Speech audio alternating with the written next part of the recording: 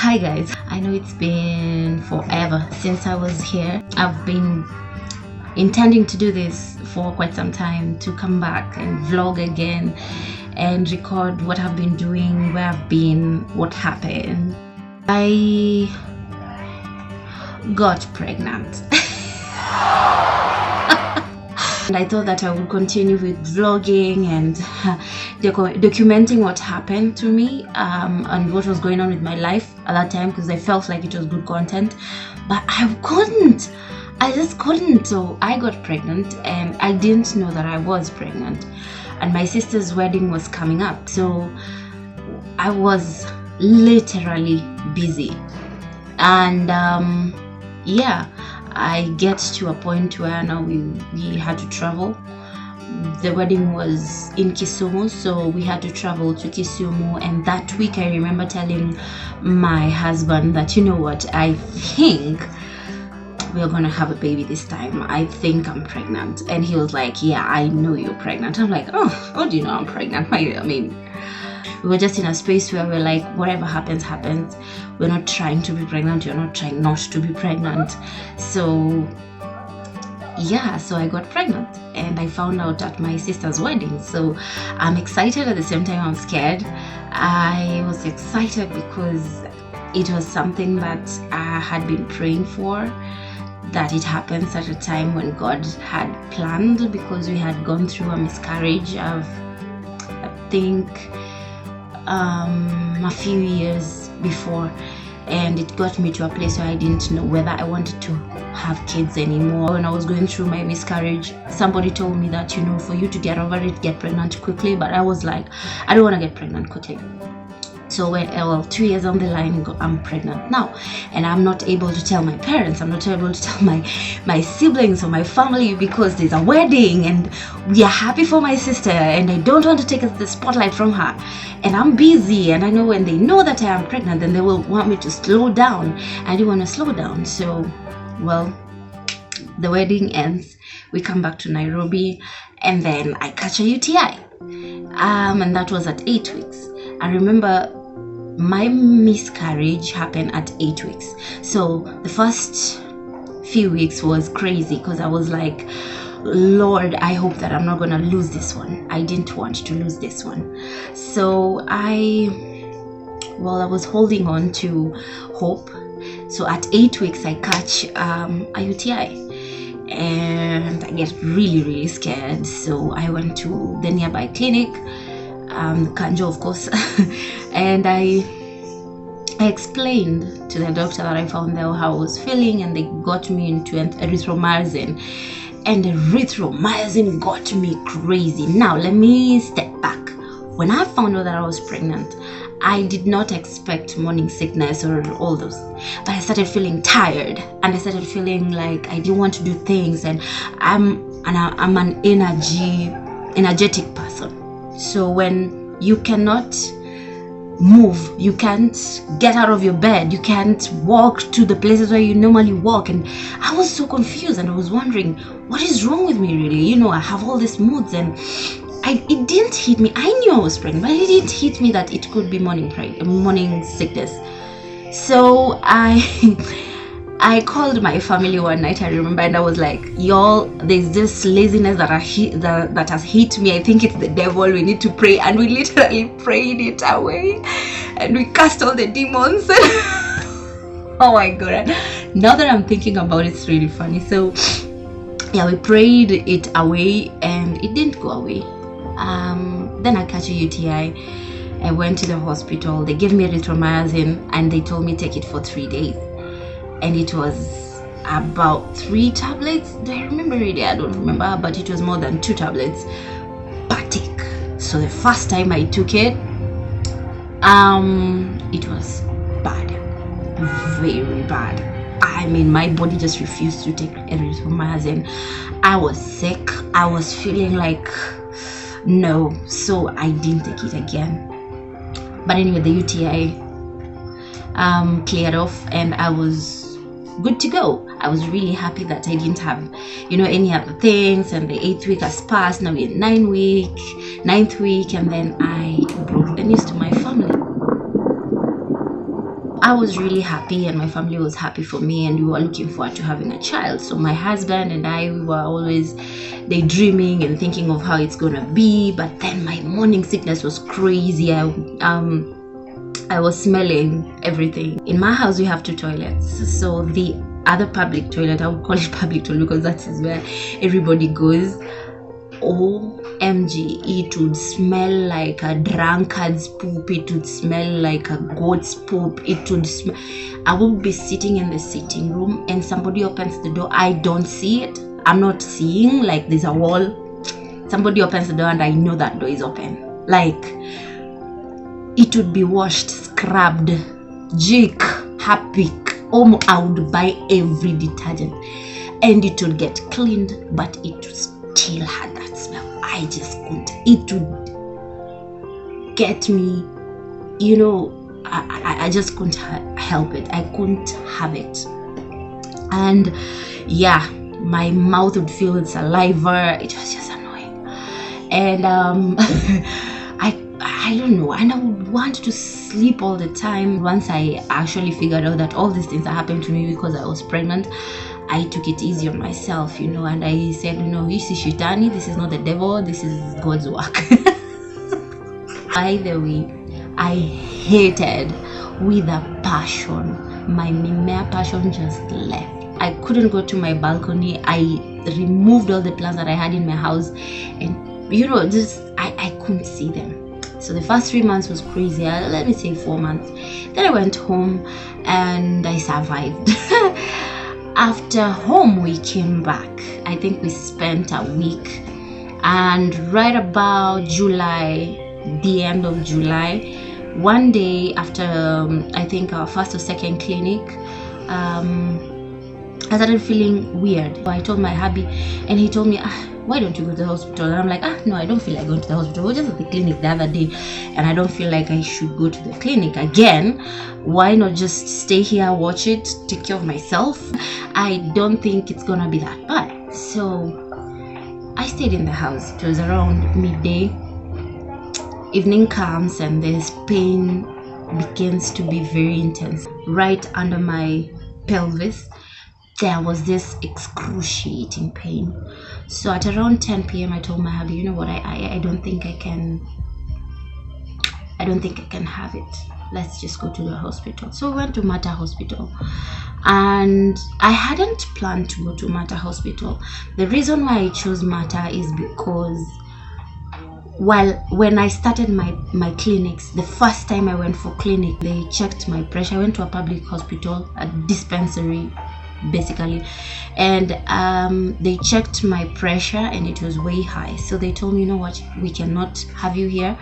You have a sensitive pregnancy. You need to go to a real hospital, like a big hospital. So go to Mbagathi. So I went to Mbagathi and I found the line there, the queues, and I couldn't handle it. We decided to wait on it. So the next time I was going for clinics, they sent me back to Mbagathi and they told me, lady, we are not going to handle you here. My pressure was a little slightly high, so we went back to Mbagathi, and then we found the queue again, and we didn't even know where to start with, and decided, no, let's go to Mater. I honestly wanted to go to a public hospital, but because of the queuing and also, we decided, okay, we don't have a health insurance, remember, we just went to Mater, and we said God will go with us. So we went, and I went for my blood tests there. So at this time we still didn't have any confusion until that night that I was talking about. So at this night we went, they checked me, they checked everything. I was in at this point I can't walk. The pain started around midday, but by 10 p.m. I am not able to walk. They put me on a wheelchair, moving me from one place to another. I had to do the what do you call them, the scan. They had to literally move me on a wheelchair, and anytime the wheelchair shakes, it was crazy. So yeah, they checked and everything was fine. There was nothing wrong. The doctor also didn't understand why I was having such pain. So they wrote a painkiller, I think, and a certain injection, progesterone injection, because by the time we were leaving that hospital, that doctor looked at me in a way, that told me there's something wrong, but they won't tell me. I was losing my baby. So they didn't have the medicine, the progesterone medicine itself. That was on a Friday. They didn't have it. So I went back home and in that pain. By the time I was getting home, it was crazy. I was in so much pain. I manned up, slept that night, ish. The next day there was a birthday at home, so the birthday is going on. I am in so much pain. By the time evening came, I couldn't sit, I couldn't stand, I couldn't walk. I didn't know what to do. Guys were trying. I was trying to be present for my visitors because there was a birthday at home. I'm trying to laugh. I can't laugh. There are jokes, and the pain was crazy.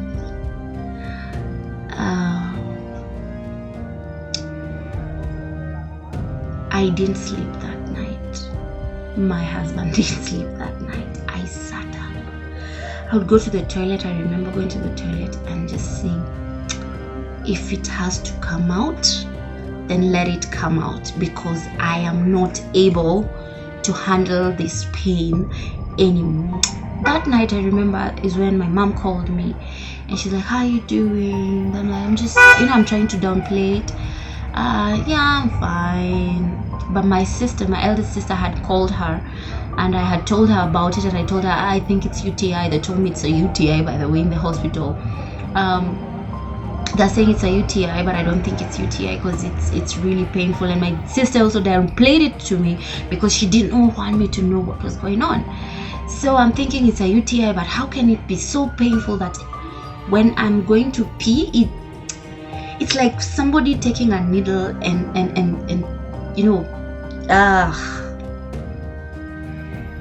I talked to my mom, and my mom was like, so how are you feeling? And I'm trying to explain, and I'm like, Mom, I remember my mom when I was younger, she would help a lot of women with pregnancy issues. So I'm like, Mom, I think this child is seated in a bad way, and I don't know, just come and touch the stomach. She took the next matatu from Kisumu the next morning, and by 1 o'clock she was in Nairobi in my house, and I hadn't slept for almost over 24 hours, just in crazy pain, and the hospital medicine wasn't doing anything. My mom got home, I got up, I struggled to walk from my bedroom to the living room, and my mom looked at me, and the first thing she did was she prayed and told me, let's go. Wow. She told me, remove everything you're wearing. And I lay down, and she started massaging my feet, and I was feeling the pain to my head, to the tip of my head. Everything was painful. I was screaming like no one's business. Everyone who was in the house went numb. What's going on? And I told my mom, I'm gonna scream as hard as I can, but don't stop.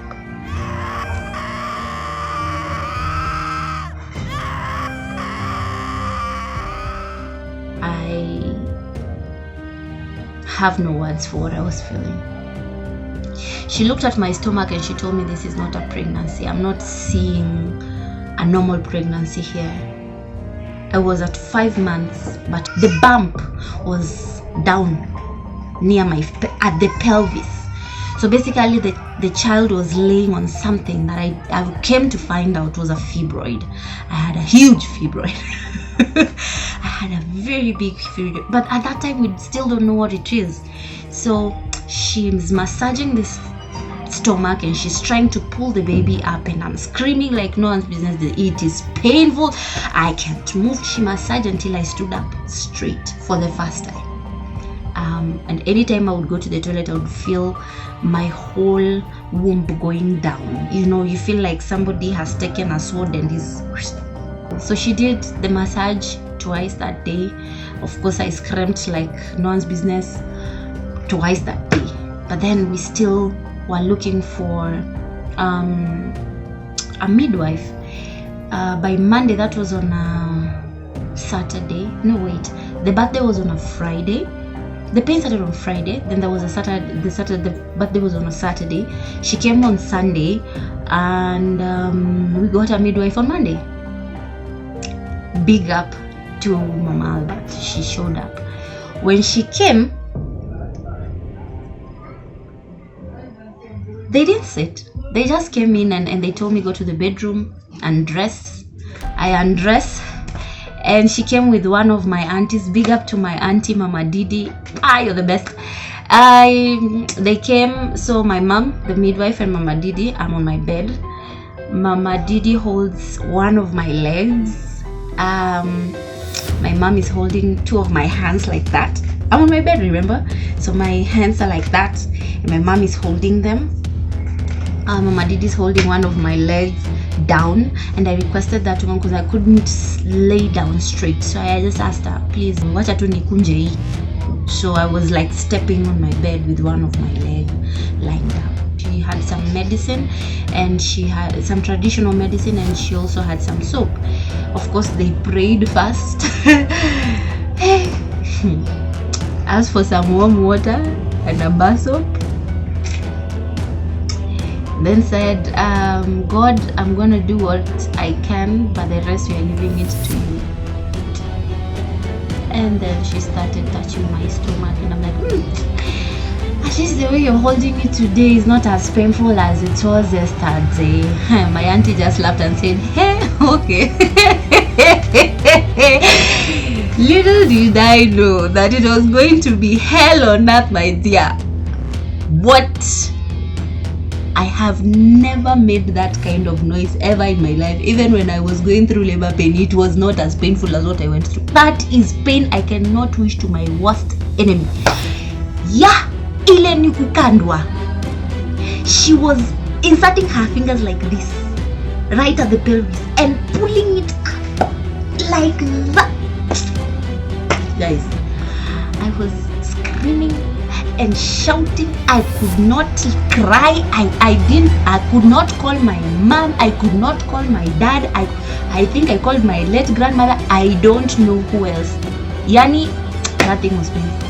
So she massages me until the bump moves from the bottom to where it's supposed to be, right in the middle of my belly. And then she says, we'll come for round 2 later.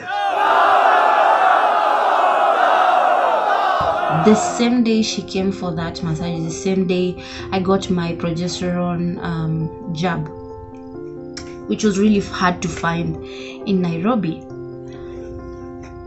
Well, later I got the massage, I think, for 3 weeks, twice a week. And then I went for my clinic, because it was time to go for clinic, and the gynecologist who saw me then, I explained what had happened and how I came to the hospital and how it didn't work, and then the massage and how the massage worked. And then he told me, don't get that massage anymore because it can interfere with my placenta. So I stopped. The pregnancy went on, but I was on bed rest. So from month 5 all the way to month 8, I was not allowed to get off my bed.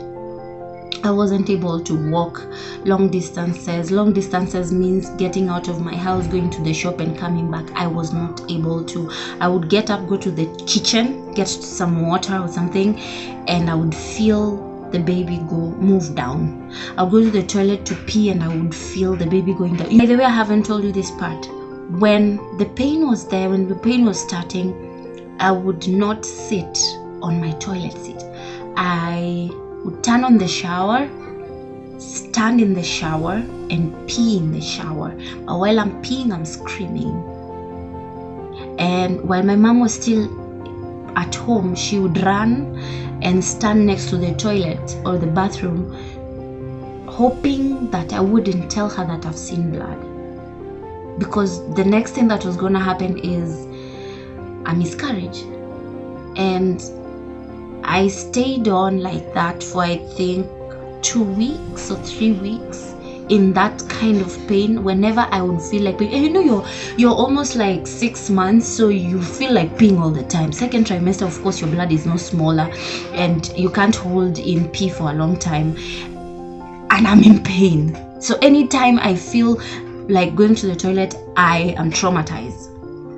So it went on for some time, but it cleared off. So by the time I'm hitting eight months, I'm able to walk a little bit and come back to the house. I feel like I have a bit of strength, but the bed rest was hard. It was hard just staying in bed and doing nothing. You can't go anywhere. I start walking and I turn around. I remember one time I said I'm going to the market.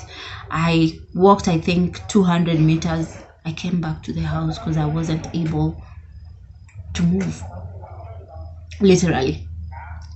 So come 8 months, I'm trying to do things. I'm trying to be as active as I can, because you've had all these horror stories of you are not exercising, your labor pain will be more painful, you will not be able to push the baby. During that time, I did a lot of research, a lot of study, a lot of know-how, what to do, what to expect during birth and labor. I was actually afraid of labor, but of course when you hit 8-9 months, the third trimester, you're just like, I want this child out of me. But my prayer, I remember, was nifike to 36 weeks. Nifike to 36 weeks. That's all I wanted, because I knew at 36 weeks I was able to deliver a baby. And while I was going for clinics, my pressure was also uko, so I was on pressure meds, and it was a journey. It didn't work. Every time I would go to the clinic, my pressure was up there. Madam, unafikiria nini? Kona stress gani? I'm like, I don't have any stress. I'm not even thinking about it, but my pressure was up there. So yeah, eventually 9 months came,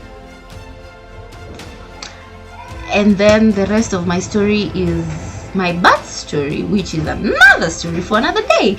So if you think I should give you my birth story, I should tell you how eventful it was, let me know. But that was where I was. That's why I disappeared. And of course, after having babies and you're busy with children in the house, and then Corona happened, and by the way, I was locked out of Nairobi. So if you want to know more of where I was or what happened later on, subscribe to my channel, enjoy your day, share with your friends, and yes, I'm back, and see you in the next vlog. Bye.